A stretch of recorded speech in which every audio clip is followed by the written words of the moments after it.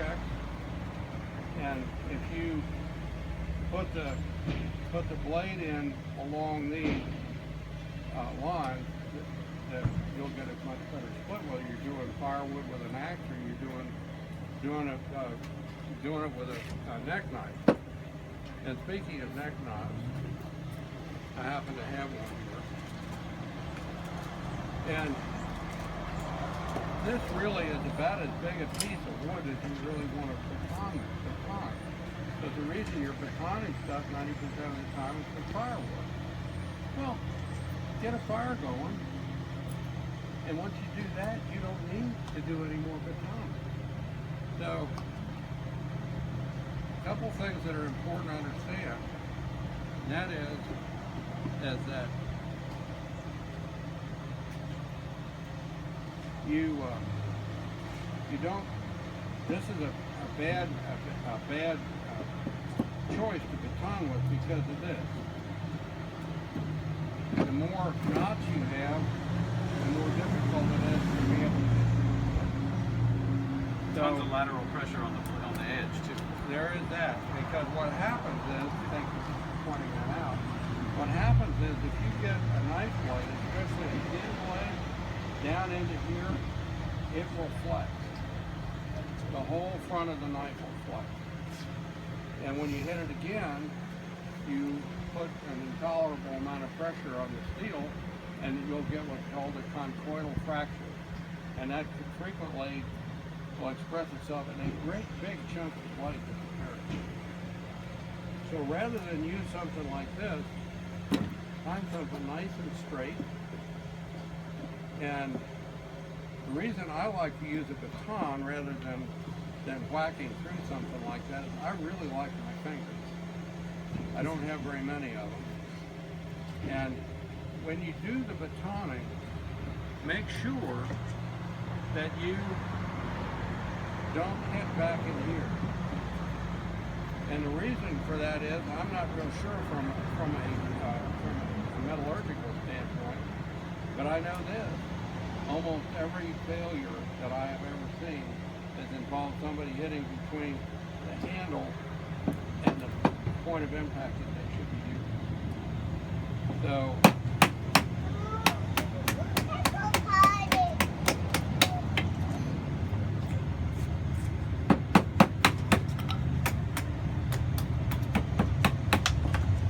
now, a smart person,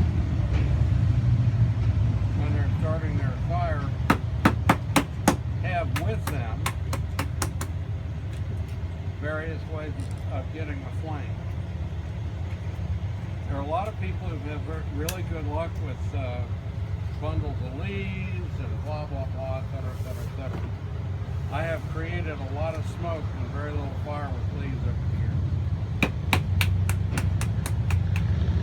And when you get down small enough, and it's difficult, you can, if you don't put much pressure on it,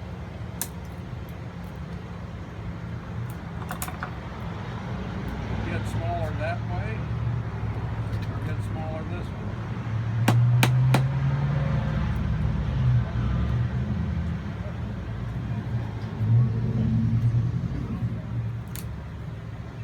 But it's not really recommended. I have, more or less just to say I've done it, used a Swiss Army knife to baton small stuff. I really don't recommend it, but I think everybody should practice it a little bit, so if they break one, they break it at home rather than in the woods. Because when you break it at home, it doesn't really make all that much difference. If the manufacturer won't cover it under warranty, you're still only out a few bucks, as opposed to getting very, very cold. And I've been very, very cold, and I didn't like it one damn bit.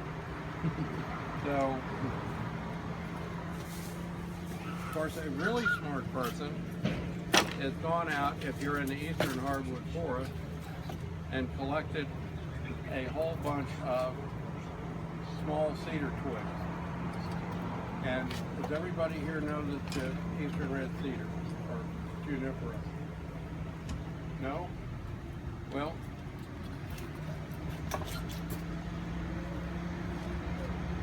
this is the way you recognize it. It's got this kind of hairy stuff on the outside. And I'm going to break this.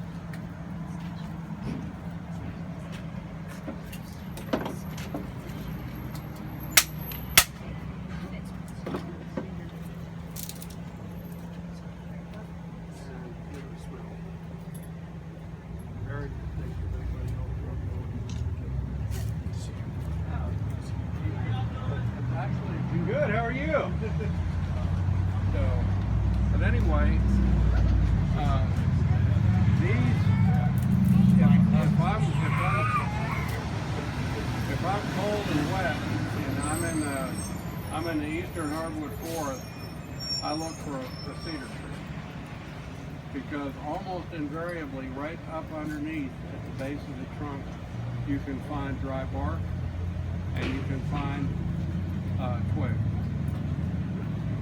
And the stuff burns really quick, and you want to have a bunch of it ready to go so that you've got something that will last longer, that you can start cutting or start putting on the fire. Once you get the fire going, you don't have to cut anything, you don't have to split anything, you just burn it in hand and add the burnt part, and then keep adding on. And there was something else I wanted to cover. Oh yeah. When you see a pine tree, an old pine tree down on the ground, and you see the spike sticking about, and even I harvested this, and I busted it out of the trunk. And you'll be able to recognize it pretty quick. The way you harvest this is very simple. And this tree was mostly rotted on the ground. Whoops. And if you look and smell, you can smell how much pitch is still left in there. And the closer you get to the thinner tree, the more pitch there is. And she just kind of passed that around. And once you get the fire started a little bit, and this is what you're actually going to harvest with a cloth.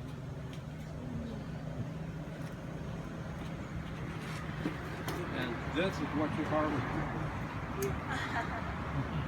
And you just hit it. If the thing is sticking out at this angle, you hit right in here. So that's the trunk, this is the branch, hit right in there, and it'll snap off. And it won't be perfect, and you won't get all of it and all that kind of stuff. But you put a couple of dozen of those on, and you've got a fire. And you can start burning stuff in hand. And I try very hard to never leave home without duct tape. Because duct tape is not only a medical adhesive tape, and it will not only fix blisters, and it won't a lot of other stuff, but it is also a hell of a sustainer for fire, as is this stuff. A little of this, mix with a little of this, and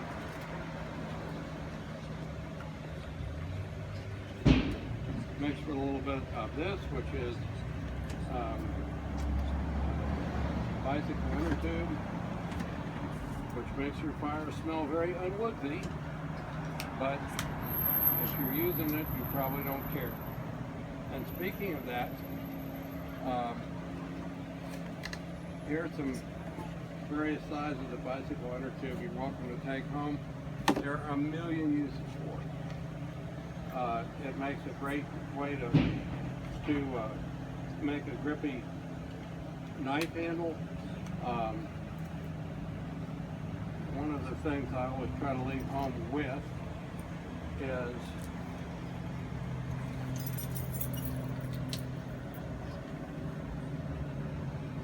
bit. I think of it as a modern fire steel,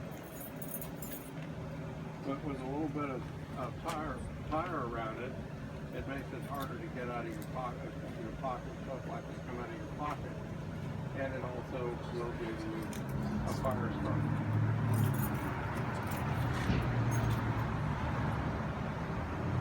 And if you insist on whacking things to death rather than a regular split,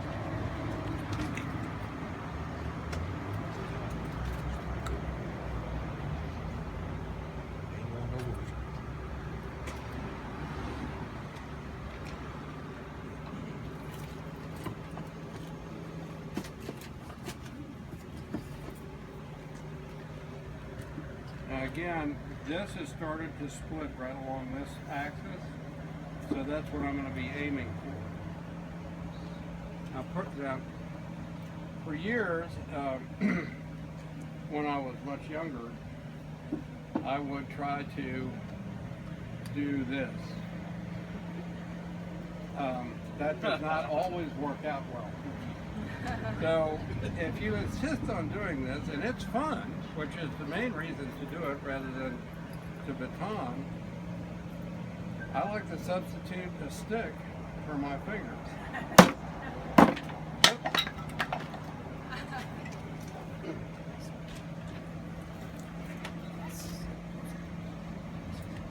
So I highly recommend that.